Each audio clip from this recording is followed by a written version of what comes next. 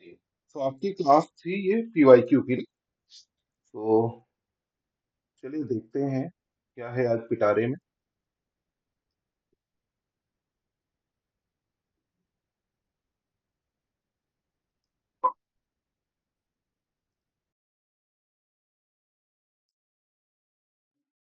Question आपके ना night में सेंड करूंगा, कि क्लास इवनिंग में लेने की वजह से थोड़ा सा यहाँ पर आपको पीवाईक्यू नहीं सेंड हो पाए थे।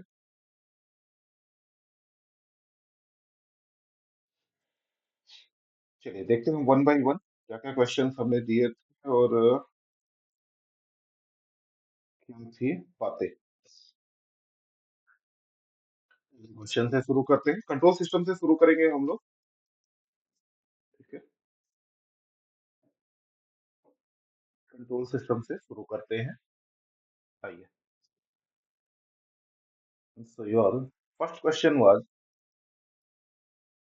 पहला क्वेश्चन आपका यहाँ पर क्या था? जरा पेन भी चेंज कर लेते हैं, अभी ठीक है। हाँ, feedback transient response.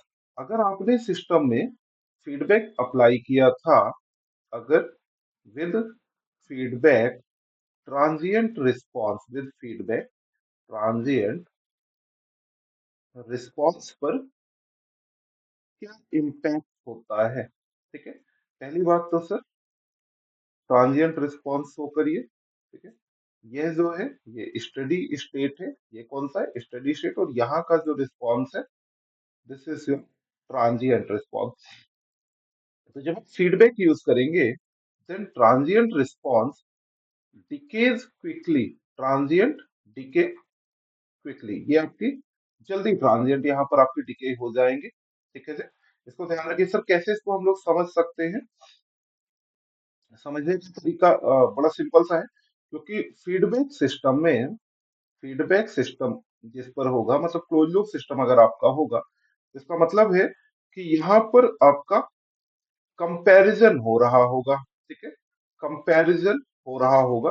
Due to the comparison अगर आपका होगा, तो ऑब्वियसली इसका मीनिंग है कि यहाँ पर परफॉर्मेंस एनालिसिस हो रहा होगा। ठीक है बच्चे, यहाँ पर क्या हो रहा होगा? परफॉर्मेंस एनालिसिस हो रहा है। तो अगर आपका परफॉर्मेंस एनालिसिस हो रहा है, तब आप क्या करेंगे? अपने ट्रांजिएंट ऑब्वियसली डिके करवा लेंगे, ना कि आप फास्ट रखेंगे कि ज्यादा हो। सिग्नल फ्लो ग्राफ का प्रयोग किस लिए करते हैं? Signal flow graph, signal flow graph का यूज हम लोग क्यों करते हैं? So to get transfer function, to get transfer function. Transfer function पता करने के लिए आप लोग सिग्नल फ्लो ग्राफ का यूज करते थे। कुछ बातें और देख लेते हैं। सिग्नल फ्लो ग्राफ आपका अप्लाई होता है एलटीआई सिस्टम पर। बच्चों किसके सिस्टम पर अप्लाई होता है? एलटीआई सिस्टम पर होता है। सिग्नल फ्लो ग्राफ में ट्रांसफर फंक्शन का फॉर्मूला है समेशन ऑफ जी के डेल्टा के डिवाइडेड बाई डेल्टा। ठीक है, ये रही बात। आप सिग्नल फ्लो ग्राफ में जो आपका टाइम लगेगा, टाइम वह रिड्यूस हो जाता है in comparison to the block diagram reduction method. Block diagram reduction method पर यही चीज आपका ज्यादा समय कंज्यूम करेगा, और सिग्नल फ्लो ग्राफ पर ये आपका क्या करेगा? कम टाइम कंज्यूम करेगा। सिग्नल फ्लो ग्राफ बनाने का तरीका, ठीक है, जितने भी समिंग पॉइंट है, जितने भी समिंग पॉइंट है एंड टेक ऑफ पॉइंट जितने भी रहेंगे, ठीक है, टेक ऑफ पॉइंट जितने भी रहेंगे, सबको किससे रिप्रेजेंट कर देते हैं बच्चों? नोड से रिप्रेजेंट करते हैं। किंतु किंतु इफ समिंग पॉइंट पहले आ जाए ऐसे, और ऐसे टेक ऑफ पॉइंट ही आपका आ गया, ठीक है, और बीच में कोई भी ब्लॉक नहीं है, देन इन दोनों को कैसे रिप्रेजेंट करेंगे? सर सिंगल नोड से रिप्रेजेंट करेंगे। कितने नोड यूज करोगे? तो यहाँ पर बच्चों सिंगल नोड से आपका रिप्रेजेंट किया जाता है। यहाँ मात्र एक ही नोड की आवश्यकता होती है। सबका आंसर यहाँ पर करेक्ट था। फिर एक क्वेश्चन था, क्वेश्चन कह रहा है कि कंट्रोल सिस्टम में जीएस की वैल्यू आपको दी गई है, जीएस इज इक्वल टू 1/टीएस। ठीक है, कह रहा है कि बताइए इसका टाइप एंड ऑर्डर क्या होगा? टाइप क्या होता है दोस्तों? Number of poles, number of poles कहां पर? At origin. ठीक है, number of poles at origin. तो कितने पोल है यहाँ पर ओरिजिन पर? एक ही पोल दिख रहा है। और ऑर्डर कितना क्या होता है? ऑर्डर क्या होता है दोस्तों? बचाओ फुल्ली टोटल नंबर ऑफ नीचे नीचे poles, total number of poles को हम बोलते हैं ऑर्डर। ठीक है, तो इस सिस्टम पर क्या है, ये टाइप वन है एंड ऑर्डर वन है। इस पे क्या था बच्चों, ये टाइप एंड ऑर्डर दोनों इसका क्या था, वन था आपका। ठीक है जी, तो आगे चलते हैं। अब यहाँ पर हम लोग एक, अब यहीं पर मैं इस सिस्टम को थोड़ा सा चेंज करना चाहूंगा आपके लिए, कि अब आपके लिए एक सिस्टम दिया जाए, for example G S H S is equal to, या G S is equal to 1/1 + ST। ठीक है, तो इसका टाइप कितना होगा एंड ऑर्डर कितना होगा। तो निकालने का तरीका क्या है, आपने पोल्स जो डिनोमिनेटर है उसको जीरो के बराबर किया and S is equal to -1/T। ठीक है, -1/T, तो मतलब यहाँ पर कोई भी पोल ओरिजिन पर नहीं है, मतलब जीरो। एंड ऑर्डर कितना होगा, एक पोल है। ठीक है बच्चे, पोल को रिप्रेजेंट किया जाता है, पोल को रिप्रेजेंट किया जाता है क्रॉस से। ठीक है, पोल को किससे रिप्रेजेंट करते हैं, क्रॉस से। एंड जीरोस को बच्चे किससे रिप्रेजेंट करते हैं, डॉट से। जीरोस रिप्रेजेंट करते हैं डॉट से एंड पोल रिप्रेजेंट करते हैं जीरो से। अच्छा चलो, यहीं पर एक बात और समझ लीजिए कि अगर ओपन लूप सिस्टम की स्टेबिलिटी पूछे, ओपन लूप सिस्टम के स्टेबिलिटी अगर आप मेरे दोस्त यहाँ पर आपसे पूछे, तो कैसे बताइए, check only location of pole check करेंगे। ठीक है, क्या चेक करेंगे, only location of poles check करते हैं, ना कि यहाँ पर मुझे जीरो से कोई भी इम्पैक्ट होने वाला है। ठीक है, ध्यान रखिएगा, यहाँ पर जीरोस का कोई रोल नहीं है। किंतु अगर यही क्लोज लूप सिस्टम होता, कैसा हो जाता, क्लोज लूप सिस्टम होता, वहां पर हमारे लोकेशन ऑफ जीरोस का भी रोल होता है, क्योंकि कैरेक्टरिस्टिक इक्वेशन की हेल्प से फाइंड करते हैं। ठीक है, नेक्स्ट क्वेश्चन पर आते हैं। फोर्थ नंबर क्वेश्चन जो था, स्टेट एरर और टाइप वन सिस्टम की एसएस बताइए। ठीक है, गिवन है, टाइप कैसा है, वन है, और इनपुट सिग्नल क्या है बच्चों, यहाँ पर स्टेप इनपुट है। ठीक है, स्टेप इनपुट है। तो यहाँ पर मैंने आपके लिए टेबल बनवाई थी एक, this is type zero, type one and type two. यहाँ पर लेते हैं हम लोग स्टेप इनपुट, यहाँ ले लेते हैं, यहाँ पर बच्चों रैंप इनपुट ले लेते हैं, और यहाँ पर पैराबोलिक इनपुट ले लेते हैं। ठीक है, तो एरर कितनी आई थी, 1/1 + KP infinite, infinite, zero, 1/KB infinite, zero, zero, 1/KA। तो इसने कहा है टाइप वन सिस्टम है। ठीक है, टाइप वन सिस्टम है, और इनपुट क्या है, स्टेप इनपुट है, तो इसका आंसर था जीरो, इसका आंसर था जीरो। ठीक है, okay, type of system increases, as the type of system increases. देखिए क्या कह रहा है, टाइप ऑफ सिस्टम इंक्रीज होगा, टाइप ऑफ सिस्टम इंक्रीजेस। इसका मतलब क्या है, कि जो रूट लोकस है, रूट लोकस है, शिफ्ट होगा, रूट लोकस बच्चे क्या होगा, शिफ्ट होगा, किस तरफ शिफ्ट होगा, टुवर्ड्स इमेजिनरी एक्सेस। ठीक है, टुवर्ड्स इमेजिनरी एक्सेस। तो इसका मतलब क्या हो गया, इसका रूट लोकस इमेजिनरी की तरफ शिफ्ट हुआ है, तो इसका मीनिंग रहा कि स्टेबिलिटी डिक्रीज करेगी, स्टेबिलिटी डिक्रीज करेगी। तो करेक्ट ऑप्शन था सबका कि स्टेबलाइजेशन बिकम्स डिफिकल्ट। अब यहाँ पर इसको स्टेबलाइज करना कठिन हो जाएगा। ओके, अगर इसके अपोजिट होता कि सर मैंने एक जीरो ऐड किया है सिस्टम पे, क्या ऐड किया है, जीरो ऐड किया है, तो जीरो ऐड करने पर सिस्टम के स्टेबिलिटी इंप्रूव हुआ करती, स्टेबिलिटी क्या होगी, इंप्रूव हुआ करती है उस केस में। ठीक है, चलिए नेक्स्ट क्वेश्चन पर चलते हैं। कितने क्वेश्चन करा दिए, तो 5 क्वेश्चन हो गए। क्वेश्चन पर आते हैं, क्वेश्चन नंबर 6 पर। कह रहा था कि impulse response of linear system, impulse response of linear system is equal to e⁻−t। कह रहा है कि find the transfer function, find the transfer function, transfer function पूछ रहा है। ट्रांसफर फंक्शन का फॉर्मूला होता है कि output response, sorry, Laplace of output, Laplace of output divided by the Laplace of input, Laplace of output divided by Laplace of input with initial condition, with initial condition is equal to शून्य। Initial condition बच्चों क्या रहेगी? शून्य रहेगी। तो पहले तो सीटी का लाप्लास ले लीजिए। सीटी का आपने क्या किया बच्चों? यहाँ पर लाप्लास लिया। कितनी वैल्यू आई? 1/s+1। चूंकि भाई साहब कह रहे थे कि इम्पल्स इनपुट है ना, ठीक है, इम्पल्स इनपुट है, तो आर एस की वैल्यू कितनी हो जाएगी? 1 हो गई। तो C S upon R S का फाइनल वैल्यू कितना आ गया? Is equal to 1/s+1 is equal to S, 1/s+1। अब यहाँ पर सेकेंड पॉइंट, इम्पल्स इनपुट का यूज आप ज्यादातर कहाँ पर करते हैं? इम्पल्स इनपुट का यूज आप करते हैं to know system information, to know system information. अगर आपको बच्चे सिस्टम की इंफॉर्मेशन चाहिए ना, तो इम्पल्स इनपुट को यूज करते हैं। अब यहीं पर अगर हमसे सेकंड क्वेश्चन करें कि मोस्ट कॉमन सिग्नल कौन सा है, मोस्ट कॉमन सिग्नल जिसका हम लोग ज्यादा यूज करते हैं, दिस इज स्टेप सिग्नल, ठीक है। ये कौन सा है? Step signal. अगर ऐसा कुछ ऑप्शन डिजाइन हो कि स्टेप रैंप, पैराबोलिक या step response and impulse signal हो, और फिर कहे कि ऑल ऑफ एबव, तो ऑल ऑफ एबव को ले लीजिएगा। वहां पर ऑल ऑफ एबव ठीक है, ठीक है। तो यहाँ पे भी सारे बच्चों का आंसर करेक्ट था।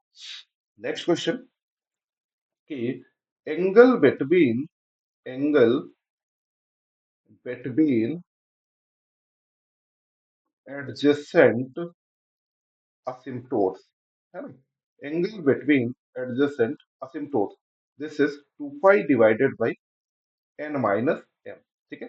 n है नंबर ऑफ पोल्स, m है नंबर ऑफ जीरोस, ठीक है। n क्या है? नंबर ऑफ पोल्स, और m क्या है? नंबर ऑफ जीरोस है, ठीक है। दो लगातार आने वाले असिम्प्टोट्स के बीच का एंगल क्या होगा? ये रही बात। अब नेक्स्ट बात इसी पे करते हैं कि सर एंगल ऑफ असिम्प्टोट्स कितना होगा? एंगल ऑफ असिम्प्टोट्स कितना होगा बच्चों? सो this is 2k+1 into 180 divided by, चाहो तो n माइनस एम लिख लो या p माइनस जेड लिख दो, दोनों ठीक है, ठीक है। p minus Z. Next p number of poles, z number of zeros. फिर नेक्स्ट पॉइंट आ गया कि सर नंबर ऑफ असिम्प्टोट्स कितने होंगे? नेक्स्ट क्वेश्चन इज कि नंबर ऑफ असिम्प्टोट्स कितने होंगे? Number of asymptotes p minus Z, ठीक है। And what is called the meeting point of asymptotes? Meeting point of asymptotes, जहां से असिम्प्टोट्स रियल एक्सिस पर मीट करते हैं, this is called centroid, this is called the centroid, ठीक है। Centroid का क्या फॉर्मूला होता है बच्चों? Sum of poles minus sum of zeros. Centroid का क्या होता है formula? Centroid sum of poles minus sum of zeros divided by number of poles minus number of zero, this is the centroid, ठीक है। यहाँ पर आप चाहें तो रूट लोकस का शॉर्ट रिवीजन कर सकते हैं, ठीक है। होमवर्क यहाँ पर आपके लिए क्या हो सकता है? रूट लोकस, ठीक है। रूट लोकस का आप एक बार रिवीजन कर लेंगे, आपके लिए बेनिफिशियल रहेगा। And next question is bandwidth of control system can be increased by using, ठीक है।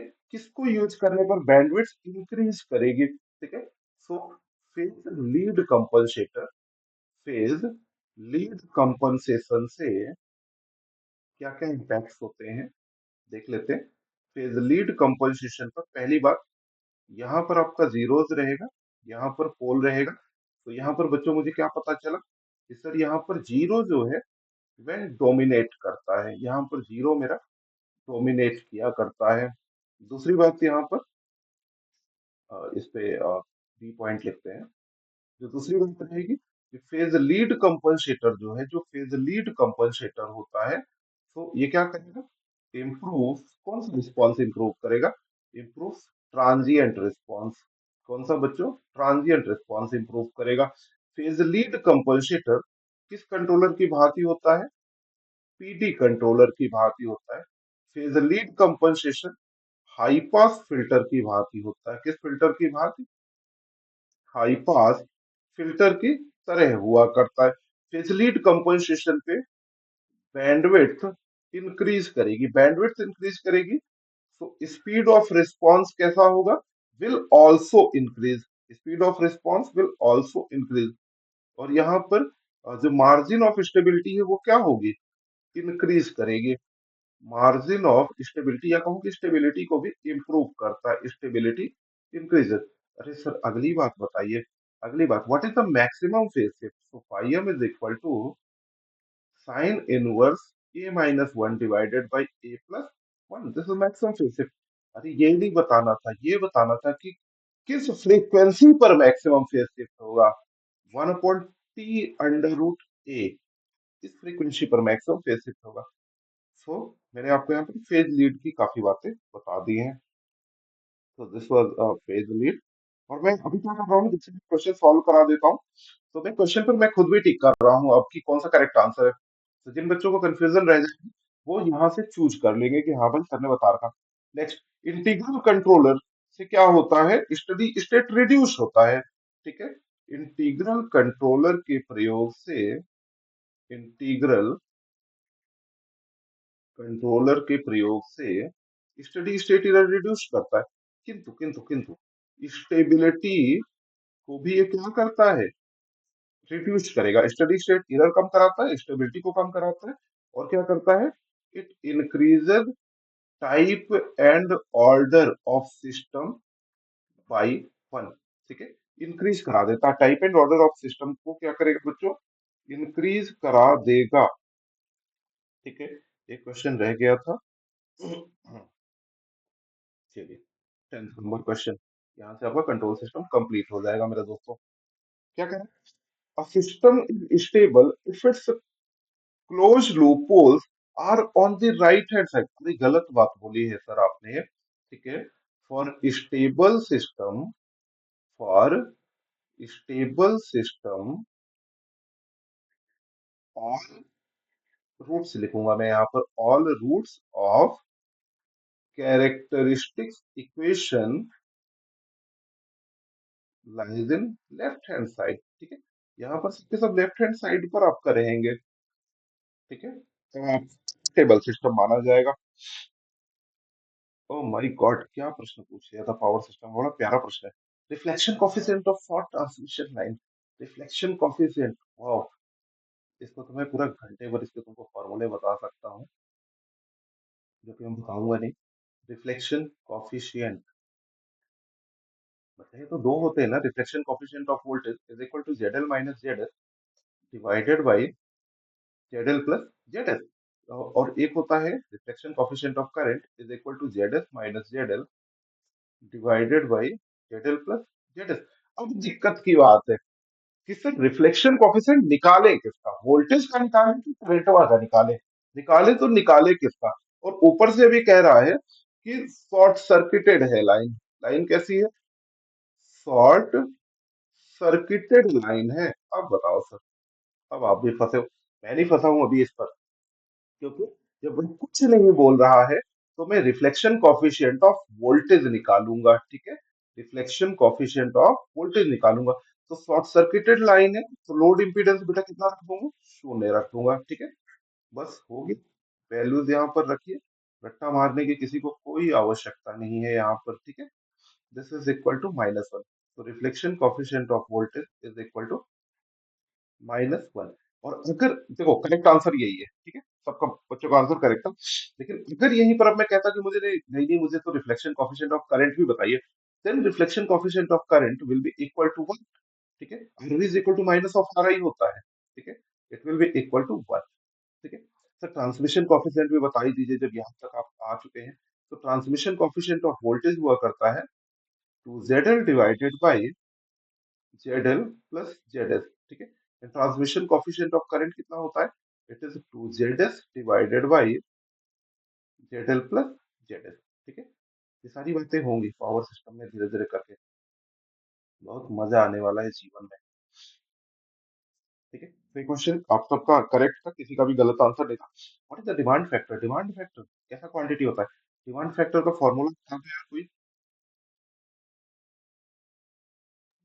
Sir maximum demand upon connected point जो होती है, मतलब कि demand factor is equal maximum to demand upon connected load sir. Maximum demand divided by the connected load, बिल्कुल सही है। Maximum demand divided by the connected load. भाई साहब कनेक्टेड लोड भी आपका कांस्टेंट माना जाता है, ठीक है। मैक्सिमम डिमांड भी आप, मैक्सिमम डिमांड वैसे तो कनेक्टेड लोड से हमेशा कम हुआ करती है क्योंकि कनेक्टेड लोड तो ज्यादा होगा। Maximum demand in certain situations हुआ करता है। And this is time independent quantity. सबका आंसर गलत है, सिर्फ एक बच्चे का आंसर सही है, सबके सबका गलत है। This is time independent quantity, time independent quantity. लगा दिया है मैंने आंसर, चेक कर लीजिएगा। शॉर्ट ट्रांसमिशन लाइन, सबका सही है भाई साहब। ऐसे सवाल मिले हैं सर हमारा सिलेक्शन हो जाएगा, नहीं होगा। जब क्वेश्चन इजी होगा तब मेरिट इंक्रीज कर जाएगी। कह रहा है कि ट्रांसमिशन लाइन का, शॉर्ट ट्रांसमिशन लाइन क्या होती है, शॉर्ट ट्रांसमिशन लाइन की लेंथ कितनी होती है। तो शॉर्ट ट्रांसमिशन लाइन की लेंथ पढ़ना कोई बड़ी बात नहीं थी। तो पहले मैं देखूंगा, एक आपका वर्ड यूज होता है कि प्राइमरली कैटेगराइजेशन कैसे करेंगे। Primarily categorization of transmission line, primarily categorization of transmission line. तो primarily categorization of transmission line, आजकल लेंथ बहुत मान रहा है तो मैं भी चलो मान लेता हूँ लेंथ का, लेकिन टेक्निकल लॉजिक नहीं समझ आता इसका, ठीक है। ये तो कोई भी कर लेगा, ठीक है। अब सेकंड क्वेश्चन मैं करूंगा कि what is the main criteria of categorisation of line, ठीक है। Main criteria of categorisation of transmission line. So this is the wavelength, this is the wavelength, ठीक है। आइए कहानी सुनाता हूँ, इसकी बड़ी प्यारी कहानी सुनाऊंगा, ठीक है। लेकिन ज्यादा लंबी कहानी कर दूंगा तो फिर क्वेश्चन अटेम्प्ट नहीं हो पाएंगे जितने मैंने दिए थे। Short, medium and long transmission line, ठीक है। आइए वन बाई वन चलते हैं। तो अगर आप यहाँ पर लेंथ के बेसिस पर बात करेंगे तो लेंथ के बेसिस पर 0 to 80 किलोमीटर, ठीक है। एंड मीडियम ट्रांसमिशन लाइन 80 से 200 kilometre. And long transmission line बच्चों कितनी होगी, 200 किलोमीटर से ऊपर, ठीक है। लॉन्ग ट्रांसमिशन लाइन कितनी होगी, 200 किलोमीटर से ऊपर, ठीक है। This is wavelength F into L. तो कितना हो जाएगा, 0 to 4000, नेक्स्ट इज 4000 to 10,000, ठीक है। और लॉन्ग ट्रांसमिशन लाइन पर बच्चों कितना रहेगा, 10,000 से एबव। लॉन्ग ट्रांसमिशन लाइन पर 10,000 से एबव। ओके, ये तो एफ इंटू एल हो गया। अरे सर ऑपरेटिंग वोल्टेज बताइए, ठीक है। वोल्टेज के बेसिस पर this is 0 to 20 kV, this is 0 to 20 kV तक शॉर्ट ट्रांसमिशन लाइन मानी जाती है। फिर 20 to 100 kV पर आई है, ठीक है। This is medium transmission line. Long transmission line 100 kV से ऊपर माना जाता है, ठीक है। जिसके पास डेटा अवेलेबल नहीं हो, कॉपी पेस्ट मार लेना यहीं पे बैठे बैठे जल्दी से, ठीक है। अब ना यहाँ पर सब पैरामीटर बतलाइए, ठीक है। यहाँ पर पैरामीटर्स बतलाइए, ठीक है। शॉर्ट ट्रांसमिशन लाइन पर सिर्फ और सिर्फ आर एंड एल होते हैं, ठीक है। आर एंड एल, यहाँ पर आपको सीरीज इंपीडेंस से सिर्फ शो किया जाता है, सीरीज इंपीडेंस शो किया जाता है। मीडियम ट्रांसमिशन लाइन पर आर एल सी होते हैं, ठीक है। यहाँ पर आपका पाई मॉडल भी बनता है मेरे दोस्त, यहाँ पर टी मॉडल भी बनता है, और एंड कंडेंसर मॉडल भी बनता है, ठीक है। एंड कंडेंसर मॉडल भी बना करता है, या सोर्स कंडेंसर भी कहते हैं। लॉन्ग ट्रांसमिशन लाइन पर मेरे दोस्तों डिस्ट्रीब्यूटिव पैरामीटर होता है। कैसा पैरामीटर्स होते हैं, डिस्ट्रीब्यूटिव पैरामीटर्स यूज किए जाते हैं। और लॉन्ग ट्रांसमिशन लाइन के सॉल्यूशन के लिए आपको रिगरस मेथड का प्रयोग करना पड़ता है। किस मेथड का प्रयोग करते हैं, सो रिगरस मेथड का यहाँ पर बच्चों आपके प्रयोग किया जाता है for the solution of the long transmission line. तो कहानी हो गई थोड़ी सी ज्यादा लंबी, स्क्रीनशॉट भी ले सकते हैं आप लोग अगर चाहें, स्क्रीनशॉट तो आ ही जाते होंगे। वाह वाह वाह वाह वाह, कितना गलत सबने किया था भाई साहब, वो तो पिटने लायक सबके तो। Which following statement is correct about the polyphase system, ठीक है। पॉलीफेज सिस्टम का के बारे में कौन सी बात सही है, अगर पॉलीफेज सिस्टम आपका थ्री फेज सिस्टम आपका हो, ठीक है। आओ जरा पढ़े लिखे लोगों को दिखाता हूँ। This is the waveform of R, this is the waveform of Y, and this is the waveform of B, ठीक है। तो ये आर है, ये वाई है, बी है। कैसे मेरे बच्चे कैसे क्वेश्चन गलत कर सकते हैं, मैं तो सिर्फ ये सोच रहा हूँ, ये गलत कर कैसे सकते हैं। अलाउ ही नहीं तुम लोग को मेरे भाई। It is It is order in which the voltage in individual phase attains their peak value is the correct answer है। ठीक है, यह वोल्टेज का वह ऑर्डर होता है कि कैसे कैसे करके जो R Y and B phase है वे अपना पीक मान अचीव करते हैं। ठीक है, अब देखो सर ने गलती क्या की थी इन फेज सीक्वेंस एबीसी, ए लैग्स फेज बी भाई एंगल 120 डिग्री, भाई साफ तौर पे गलत लिखा हुआ था। क्या बताऊं मैं तुम लोगों को, कोई बात नहीं, चलो एक ही गलती की है तो माफ कर दिया मैंने। हम्म, सोच रहे होंगे कि सर माफी तो हमने मांगी ही थी, मैं डरते थे अपने बाप से भी नहीं, आप किस खेत की मूली हो। अगर इस बंदे को मैं यहाँ पर खड़ा कर दूं तो भाई साहब आर वाला फेज तो पहले आएगा यार, आर से वाई आएगा 120 डिग्री बाद में, और इधर उल्टा लिखा हुआ था। जैसे एबीसी भी अगर मैं इसको नाम देता तो ये कह रहा है कि ए जो है वो बी से 120 डिग्री लैग कर रहा है। अरे पागल लोगों, लीड कर रहा था, ए बी से 120 लीड कर रहा है, फिर ठीक है बी सी से 120 लीड कर रहा है। समझे बात को?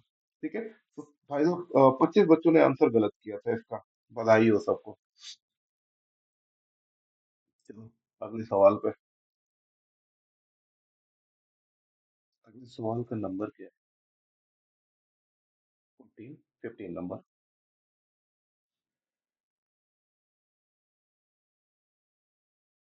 15 नंबर थोड़ी अच्छे से और पढ़िए, बाकी ओवरऑल आप सब सही है। Stringing chart represents a graph between, अरे स्ट्रिंगिंग चार्ट क्या करता है यार? स्ट्रिंगिंग चार्ट,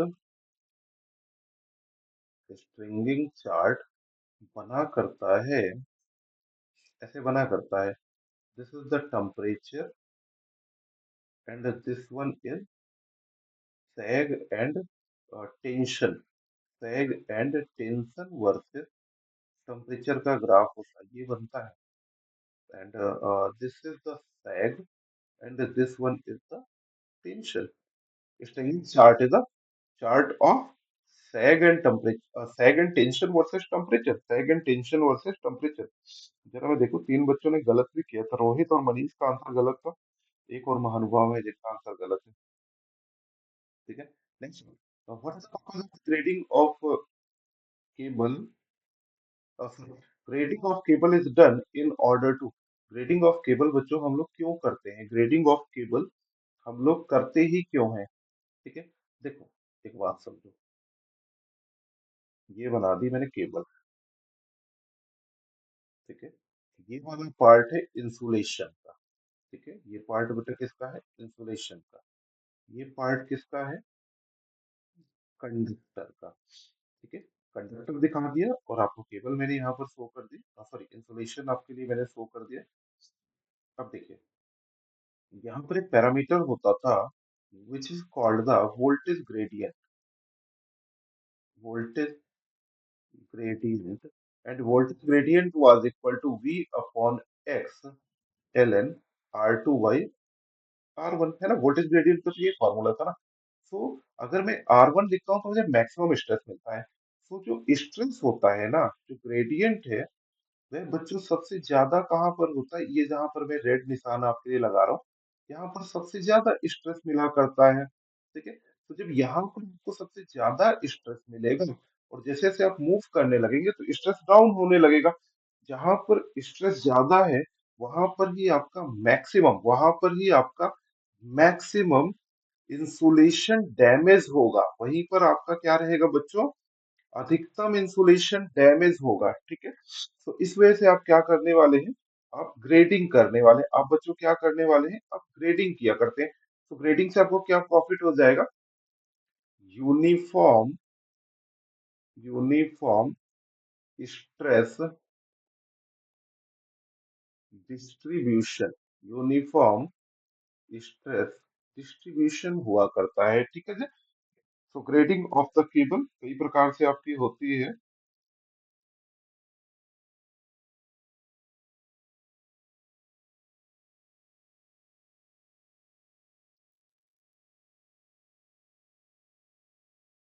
वन सेकेंड जरा, ग्रेडिंग कितने प्रकार की होती है जरा बताइए कोई।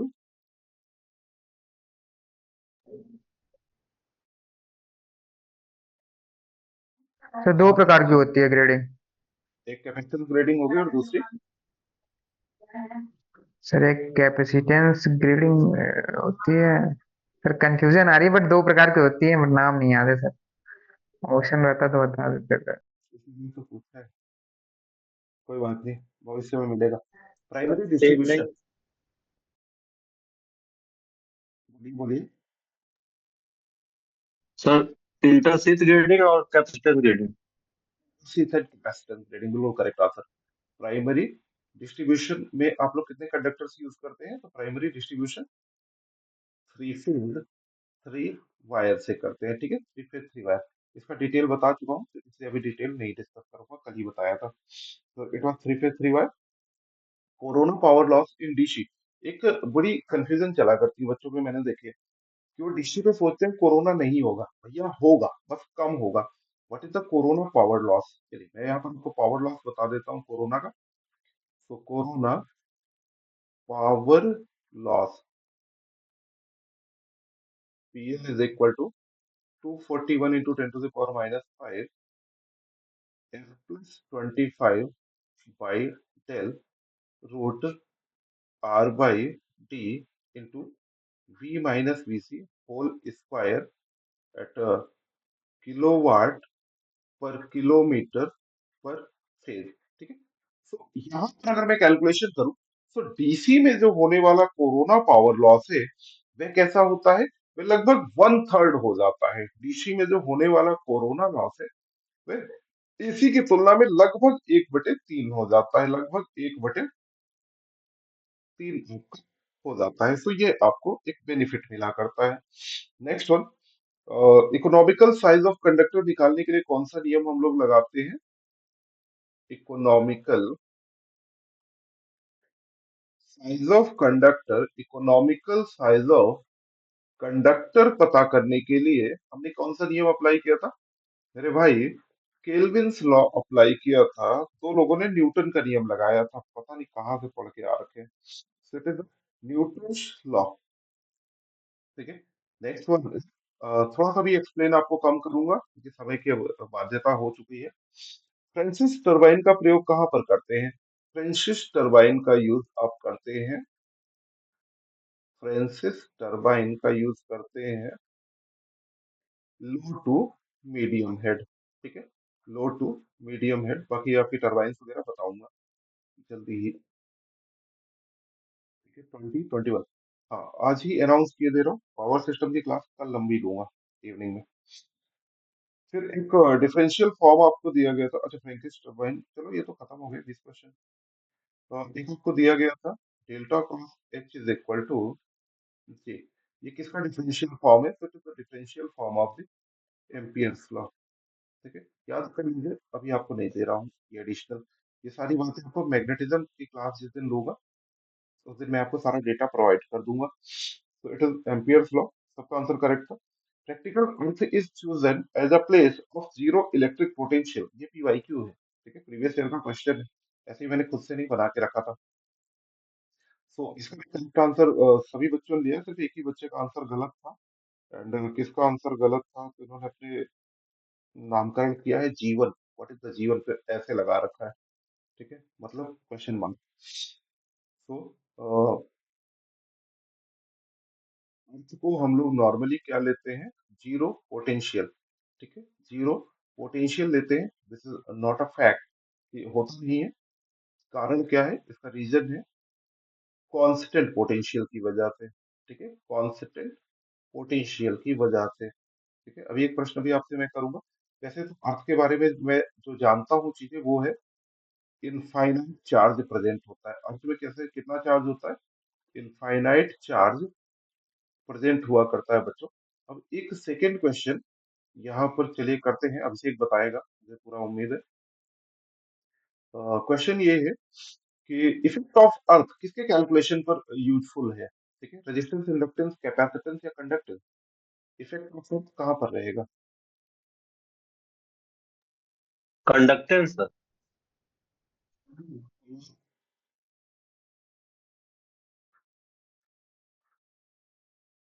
अर्थ कहाँ पर कंसीडर किया जाता है जब मुझे कैलकुलेशन करना हो आर एल सी जी? किसके कैलकुलेशन पे?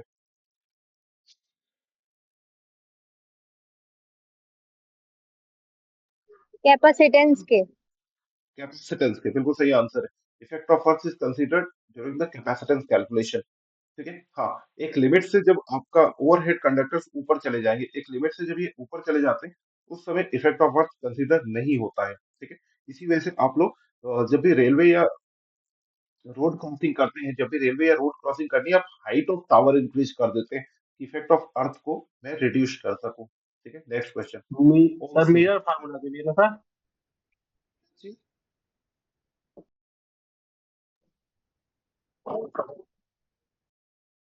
बोलो बोलो। मेरा बोला। Mirror calculation, mirror formula. हम कैपेसिटेंस पे है ना, कैपेसिटेंस के लिए ही तो यूज होता है मेरे भाई। ओम का नियम पॉइंट फॉर्म पर आज दिखेगा, आगे से क्वेश्चन पढ़ाना है ना, तो पावर सिस्टम पे दिख जाएगा, don't worry. So current density is directly proportional to electric field intensity. ठीक है, नेक्स्ट वन। ये अच्छा प्रश्न है। कुछ क्वेश्चन में कुछ ज्यादा ही अपडेटेड रख दे रहा हूँ जानबूझ करके, कि आप लोग यहाँ पर भी देख लो, तो बहुत हेडेक मत लीजिएगा। जैसे कि इजी क्वेश्चन था पॉइंट फॉर्म का, तो 31 स्टूडेंट से अटेम्प्ट किया था, लेकिन जब यही मैंने फेजर के बारे में इंफॉर्मेशन मांगी, तो नंबर ऑफ अटेम्प्टिंग कम हो गई है। फेजर क्या है? फेजर मे बी स्केलर और वेक्टर। Yes, it's correct. ये स्केलर भी हो सकता है या वेक्टर भी हो सकता है। Electric field intensity vector quantity है। करंट आपका करंट आपका स्केलर क्वांटिटी है।